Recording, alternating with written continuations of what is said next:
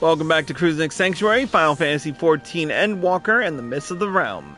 Crusnik X here. Last episode, we started doing some research on 12 worship, starting with Rhalgr the Destroyer.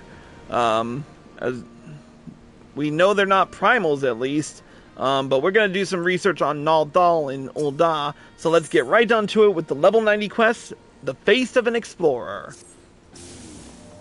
What strange manners for the one who proposed the survey so promptly abandon it.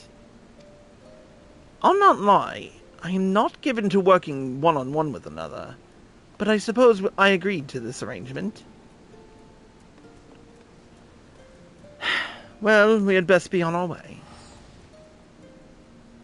As I recall, Milvaneth's Sicarium is still closed for construction, so let us try our luck at Arzeneth Ossuary. You have no objection to traveling separately, I trust. Good. I shall see you in Ul'dah.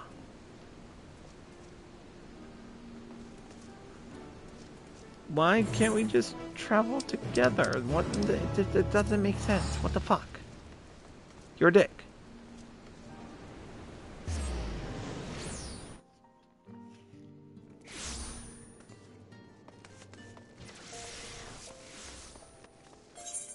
Alright. Oh yeah, Thaumaturge's Gills.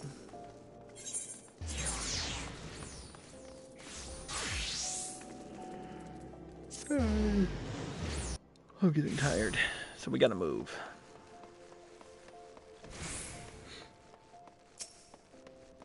Deryk?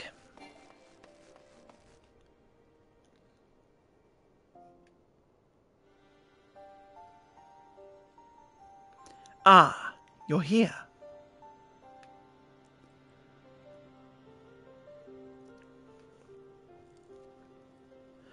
Of the deific twins Naldal, here they worship Thal, who keeps the realm of the dead and weighs the worth of men's souls. In contrast, Nald keeps the world of the living and oversees their financial fortunes. Their names are borne by many a location and religious organizations, some extremely wealthy and powerful, exist to nurture faith in them. On the surface, it may seem strange that a hub of commerce such as Ul'dah could be home to such spiritual people, but it is actually quite logical when one considers that their religion is, in essence, commerce.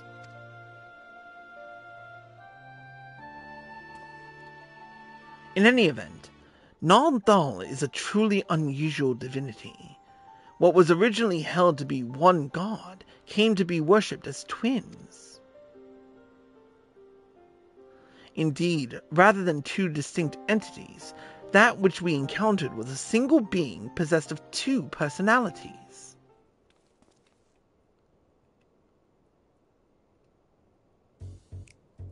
Did I mishear? Did he just say they encountered Naldal?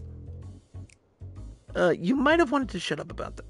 And while his appearance differs somewhat to the divinities worshipped, it cannot be denied that there are striking similarities in their nature.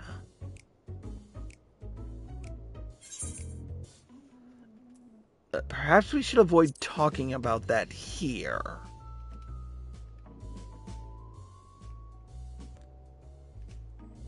Your voice echoes. Forgive me, this is hardly the place for such a conversation. Let's continue it elsewhere. I don't know that. Shut up, Siri. Whatever. Amazon, Alexa.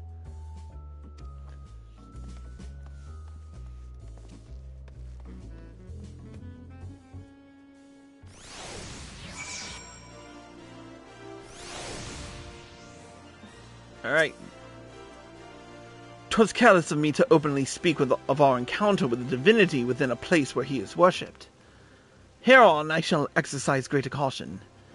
I thank you for alerting me to my indiscretion, and I ask that you keep it between us. You got it. Now then, to finish our conversation, as I mentioned, though the Naldal as worshipped by men appears somewhat different, There are undeniable similarities in their nature. I believe we may report this much to Grahatia. With that, our work here is done. Rather than waiting for our companion to arrive, perhaps we might seek him out at the Sunken Temple. He mentioned needing to make a detour. Were we to set out now, we ought to be able to catch up to him. After all, we hardly know one another. Rather than loiter with an unfamiliar person, 'tis better to use our time productively. Wouldn't you agree? Then let us head to the Sunken Temple of Khan at once. This guy's kind of a prick.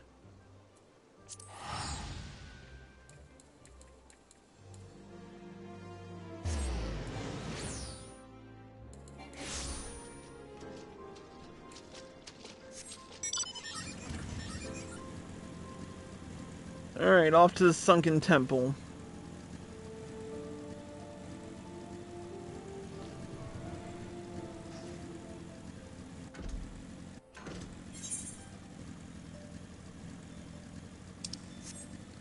Where is he?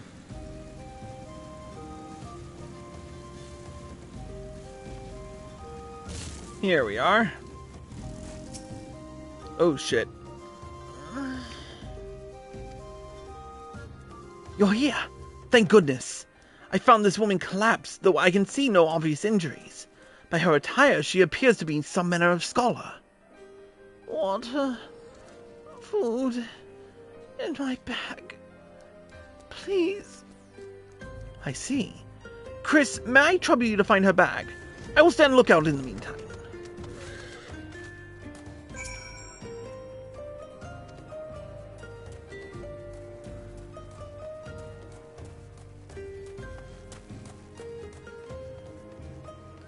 Okay, need to find the bag. Oh. This would be easier if we had an overhead look.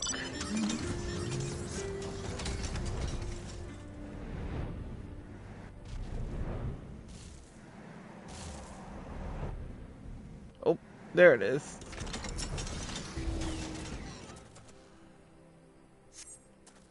Examining the bag, you find find a skin with a little water left, but there appears to be no provender. For now, you decide to take the water to the woman.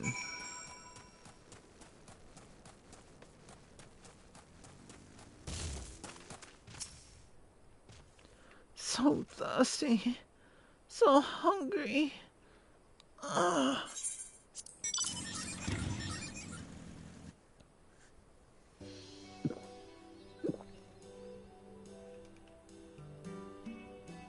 Not enough food. I need food. I have not saved dried meat, tough as leather. Do you have anything easier to consume? We got some coffee biscuits.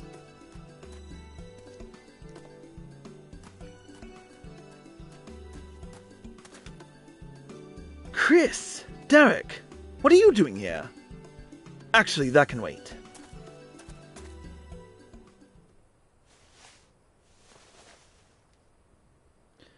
Steady, Snowgime. I brought you Archon loaf and coffee, made sweet and creamy just as you like it.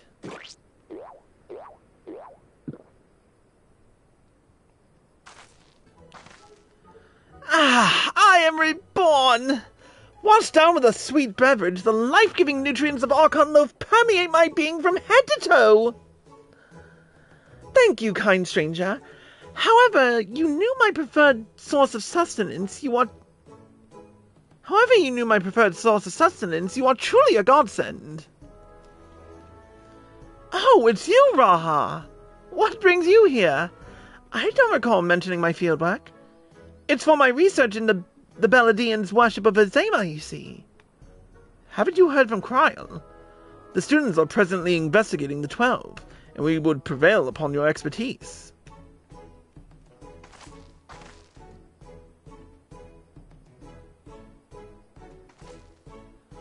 May I introduce Snowgime, expert mythologist. She is a collaborator of the students, and like many a Sharlayan scholar, is passionate about her endeavors to the point of forgetting to eat. Seeing as she has recovered, may I ask the two of you to tell her about the Phantom Realm? Perhaps we could, cut this short and discuss this out of storyline? The 12 abide in the Phantom Realm, and you exchange not only words with them, but blows besides? Incredible! And your description of the domains, a thunderous tower in one and a sweltering city in another, are precisely as the heavens of lightning and fire are depicted in legend.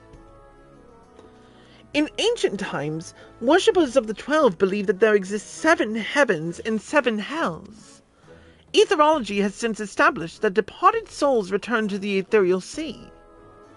But it seems those afterlife domains were more than just inventions of mortal imagination. As a pursuer of myths, I must say it feels somewhat anticlimactic to suddenly have these revelations given to me.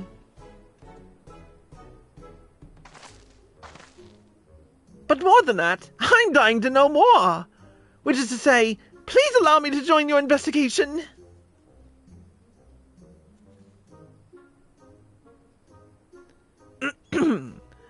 We would, of course, welcome your presence. Without further ado, then, let us head to Omphalos. Kryl awaits us there.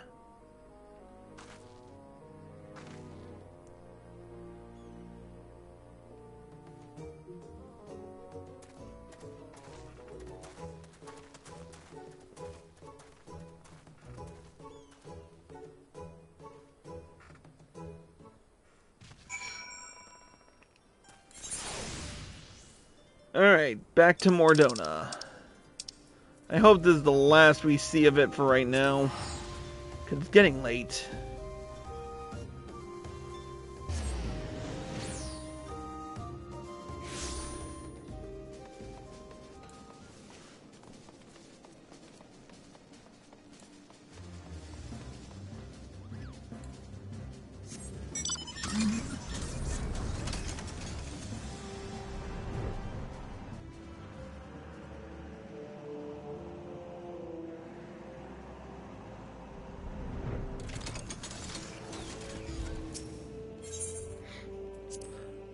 A lot of entrances to places in Mordona.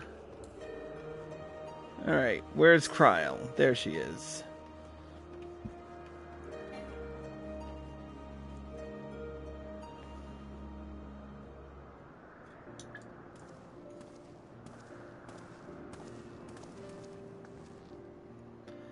Welcome back, everyone. And welcome, Sonagaim. I'm glad you could join us. Kryl, how delightful to see you again. I understand you've been doing a fine job leading the students. But may I say what a lovely place this is? At a glance, this appears to be the highest of the heavens of legend, the 7th heaven. And if those aren't symbols representing the other heavens, I take it those are their respective gateways. I should like to pay them all a visit. For Sonagaim's benefit, let us review what we have learned thus far, and then deliberate the next step.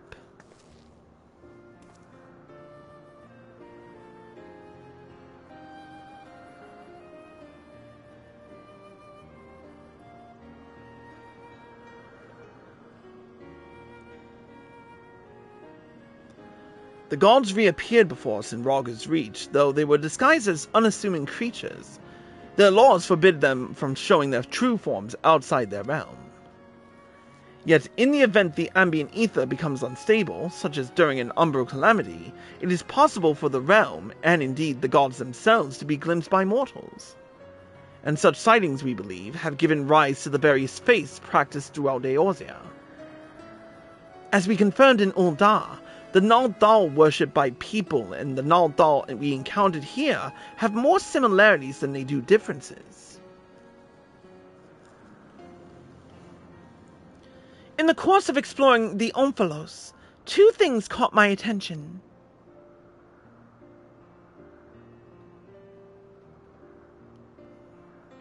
The first is the gate which lies in the innermost area. If each of the other 6 gates leads to an elementally expected heaven, and we stand in the 7th heaven as Sonagaim says,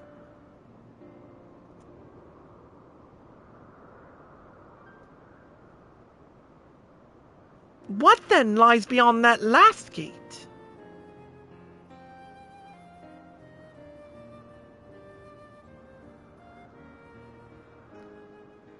The second is this monument.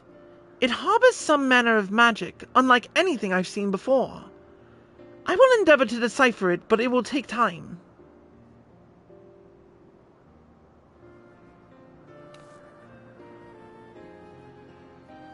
Divinities that have existed since time immemorial, who abide in domains resembling the heavens of legend. Why have they chosen to reveal themselves to mortals seeking battle? Unless they favor us with more of their secrets, 'twould seem this monument holds the key to solving the mystery.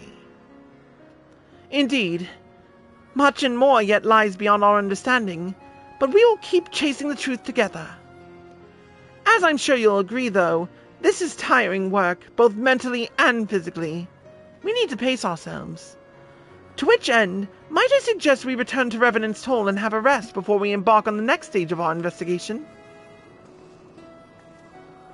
Sounds good to me.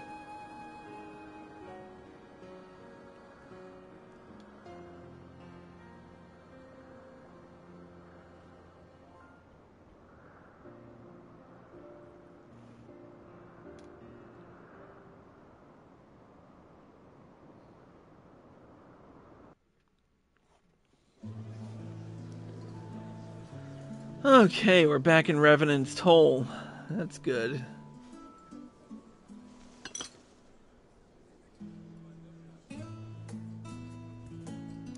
So rarely do I get to simply chat with colleagues. I had fairly forgotten what it felt like.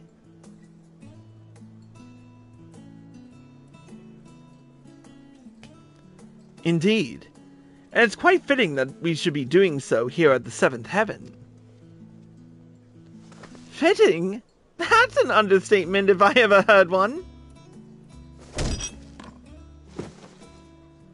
The 7th and highest of heavens, which rules over the remaining 6, was right here in Mordona all this time! This isn't fitting, my friends, it's destiny!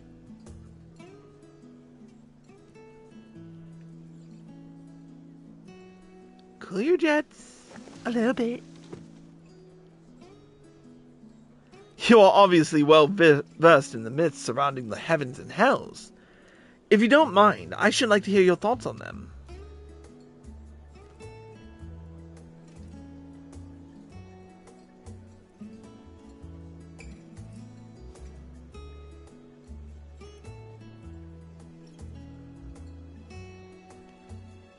Invested as they are in their research, it doesn't take much to stoke their passions. My apologies if it makes you uncomfortable.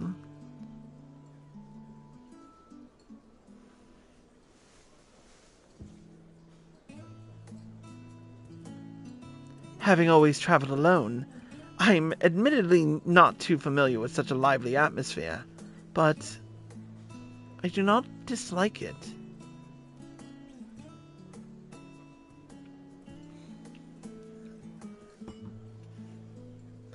By the way, the two of you arrived at the Sunken Temple rather quickly.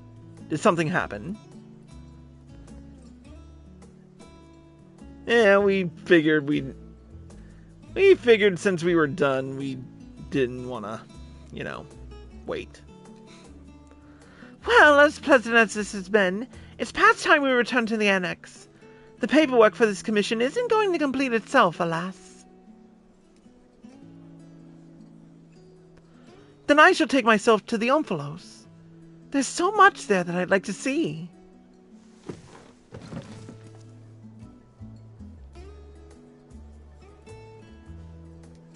And I believe I will go for a walk nearby. It's getting a little warm in here. All right. Do take care now.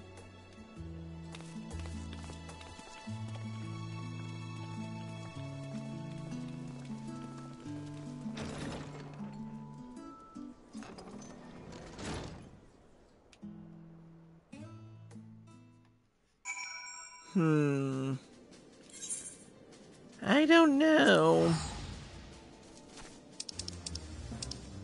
Deryk, wait.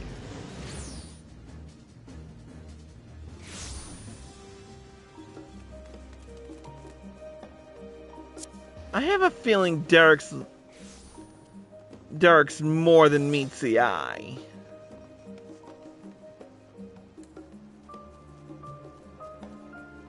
I gotta do some more research into the 12, but I'll get back to you on that.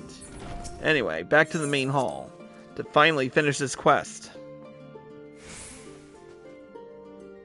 Or not? God damn it.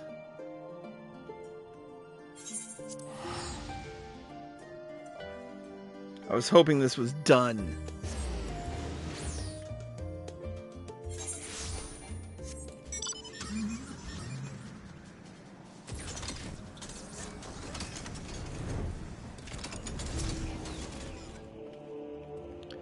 Oh, Chris. It's pleasant, isn't it? The smells and sounds of a tavern. It makes one feel alive. And afterwards, stepping outside alone and breathing the cool air. I like that just as much. While we await developments, I shall remain here in Revenant's Toll. If there are any tidings, rest assured I will share them with you. Thank you for your help thus far. I doubt so much could have been accomplished without you. Well, we'll have to look forward to the next storyline whenever that comes out in Endwalker. But for now, that's it for Crusnik Sanctuary tonight. I want to thank you all for watching, and I hope you all enjoyed the show. If you're watching on Twitch or live from PlayStation and you like the show, click the follow button, turn on notifications so you're well informed. And if you're feeling generous, throw some bits our way or subscribe for exclusive videos and live streams. If you're watching on YouTube and you like this video, click the like button below and leave a comment. Subscribe by clicking here and click the bell icon for notifications. Click here to watch more, click here to watch the previous episode, and click here to watch the next one when it comes out. Until next time.